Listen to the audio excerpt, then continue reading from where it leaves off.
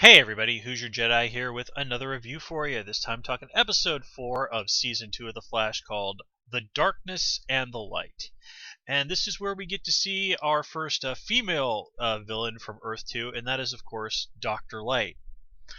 Now, I gotta say, I do like what they've done with Dr. Light here. Now, there are two Dr. Lights in the comics. One is Arthur Light, who was actually referenced back when Cisco and Caitlin guest starred on Arrow, and he was just some Star Lab scientist who just kind of had a mental breakdown and ran off.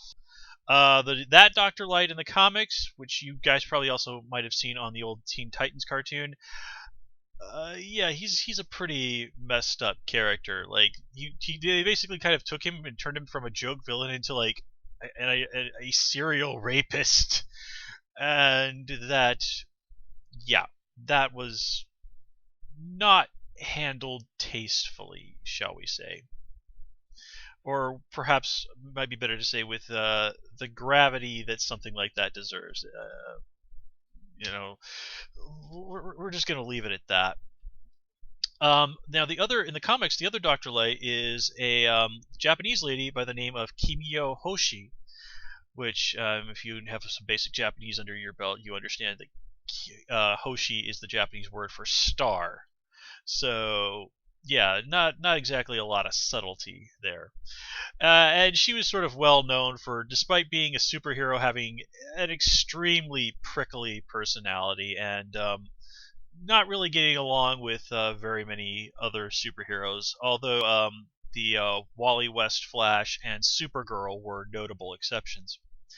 But anyway, I do the decision to make this Doctor Light from Earth 2 Linda Park. I have to say, I actually think that was really a pretty smart move. One, it kind of gives Linda Park a reason to be a more prominent player on the show. I was really annoyed that she was around for a few episodes and then she was promptly hustled off screen last episode. Given that Linda Park is a major player in the Flash mythology, that felt to me like a disservice to the character.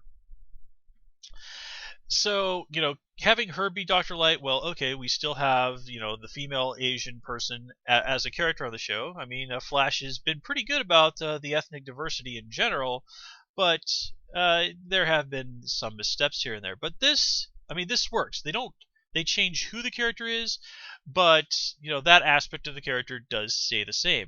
And just the dramatic potential of it all. I mean, we see this is the Earth 2 counterpart of Barry's former girlfriend, and that presents a serious issue for him. He's really blindsided by it, if you'll forgive the unintentional pun.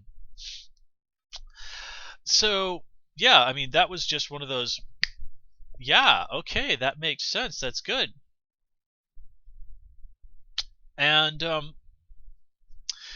it was interesting that they sent this version of Doctor Light, as Jay Garrick even said. She's a thief. She's not a killer. And they say, well, once they realize who she is, it's like, okay, Zoom must know who Barry is, about his life, and he's doing this just because he thinks that Doctor Light will have a shot because Barry's going to hesitate if he realizes it's the doppelganger of someone he knows.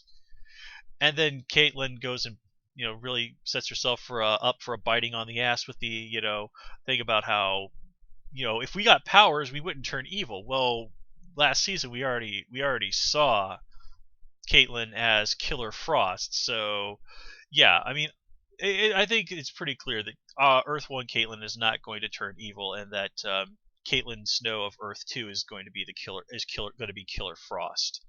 So yeah, just the idea of when that happens, that's going to be amazing. And since we're talking about Caitlin, her and Jay Garrick almost getting that kiss moment, that was nice. That was very cute. And then of course Dr. Light attacks. I'm like, oh man, Jay got blocked by Dr. Light. Bummer. Speaking of dates, we get to see a date between Patty and Barry this episode, and the chemistry between those two continues to be exceptionally cute.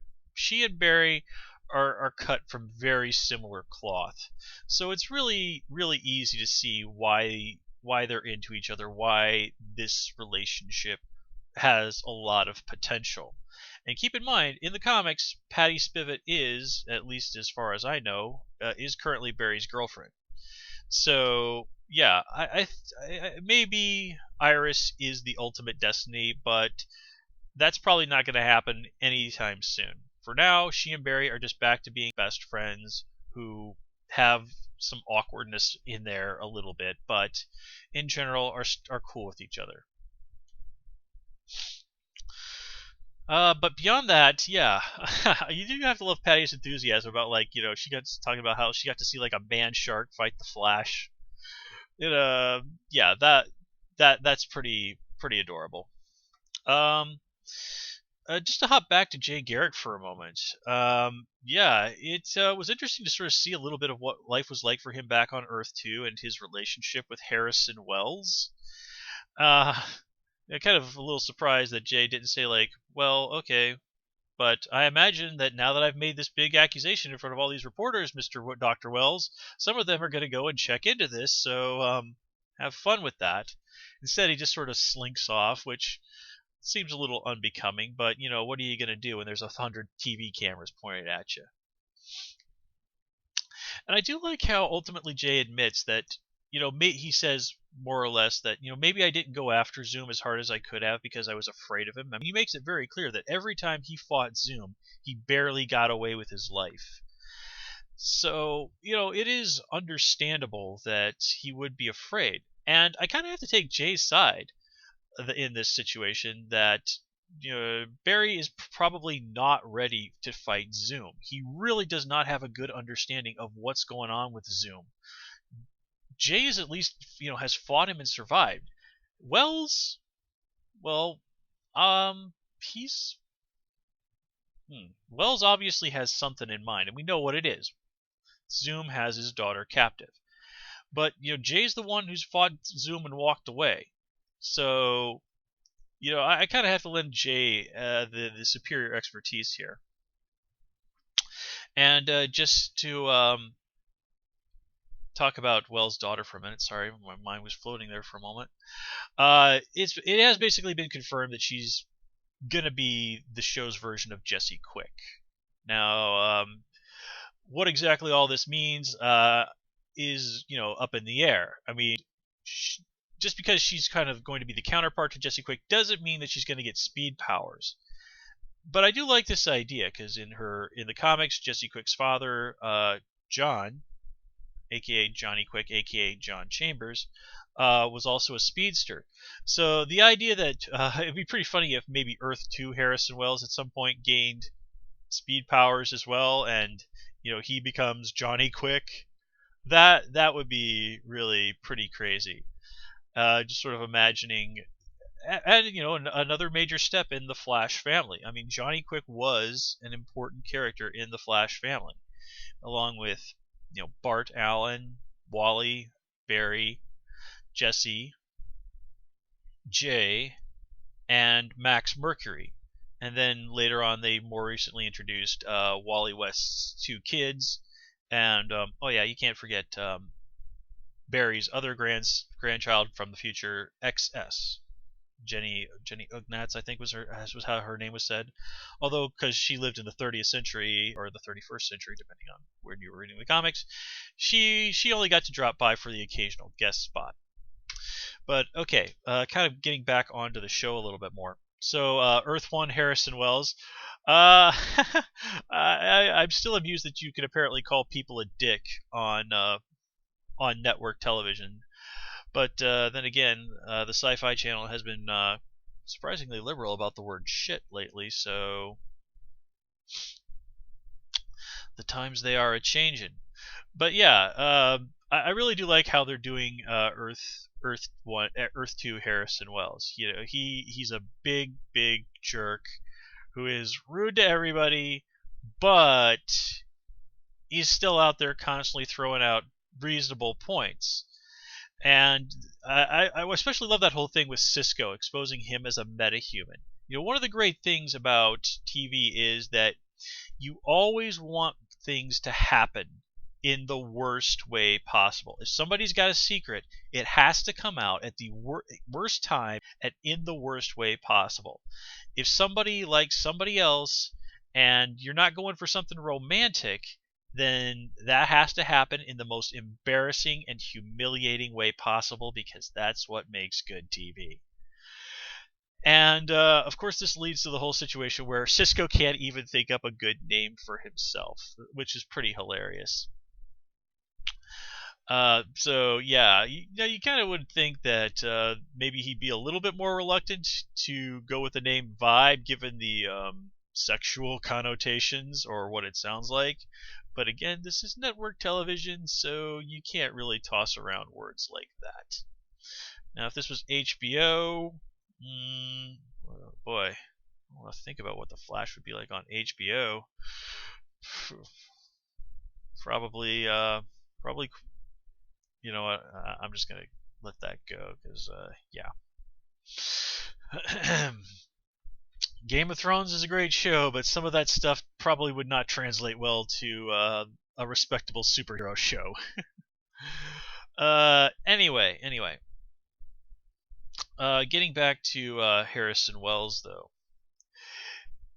I do, as I said, I really like how they are keeping it that he's making all of these good and reasonable points, but Jay Garrick is also totally right in that, he's not being upfront with him. He's keeping secrets. He has an agenda, and it is not the best interest of Team Flash. It is in his own best interest. He obviously wants his daughter back. Now, of course, this begs the question, well, why is Zoom holding her hostage? Why not just kill her? Well, obviously Zoom has something he wants from Harrison Wells. So, what is it?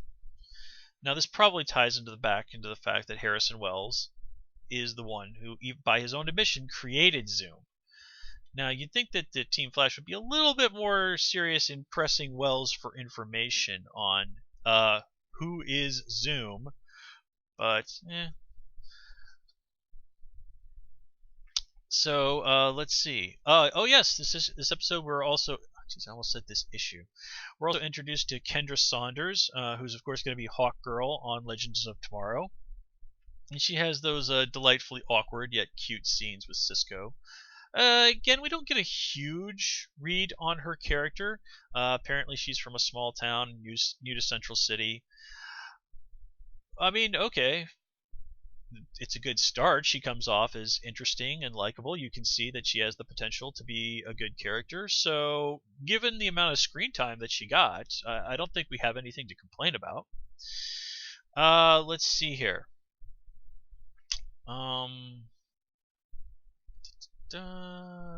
Yeah.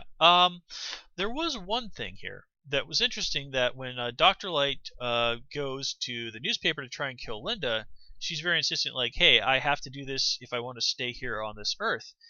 And when we saw the season premiere, one of the big questions was, well, why did Atom Smasher kill his Earth 1 counterpart? Why did he do that? And especially if his goal was to go back to Earth 2. So, I mean, it really does beg the question. If you're from Earth 2, why do you have to kill your Earth 1 counterpart? Alright, obviously Dr. Light wants to stay on Earth 1 and get away from Zoom. But again, Atom Smasher didn't want to stay on Earth 1. He wanted to go home. So, why kill his counterpart on Earth 1? I mean, seriously, like, the only reason I could possibly think of is like to steal the guy's keys so he could have, like, crash in the guy's apartment. But again, the episode also mentioned that Earth 1, Al Rothstein, was married, so you have to wonder, where was his wife? I don't know. This is one of those things that doesn't quite make sense yet, but we're going to find out about it eventually. I mean, this is too big of an issue to just sort of leave on the table. And yeah, that covers everything that I had to say about this episode. So, guys, I'm going to call it here. As always, please comment, rate, and subscribe. And, of course, you can follow me on Twitter at Hoosier Jedi. So next time, take care and have a good one.